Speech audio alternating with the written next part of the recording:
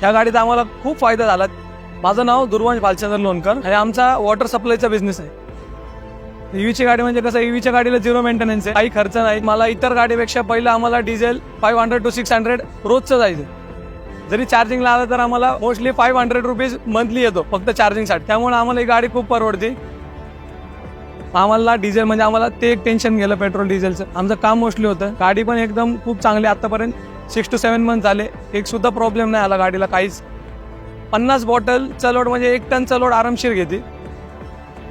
पूर्ण गाडी पूर्ण चार्ज व्हायला कमीत कमी 4-4.5 तास लागतात. आणि एकदा चार्ज केली गाडी आम्हाला हफ्ताभर पूर्ण म्हणजे बघायलाच नाही लागत. सस्पेन्शनमुळे ती गाडी एकदम स्टेबल राहते. म्हणजे असं वाटत नाही की आपण खराब रोडवर गाडी चालवतोय.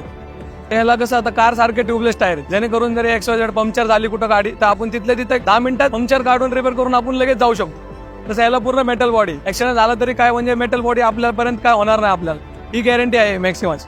भविष्यात व्यवसाय वाढल्यानंतर एक बजाज मॅक्सिमा आहे ऑलरेडी, तर अजून एक तीच घेणार, दुसरी कोणतीकडे जाणारच नाही, सजेस्ट करणार.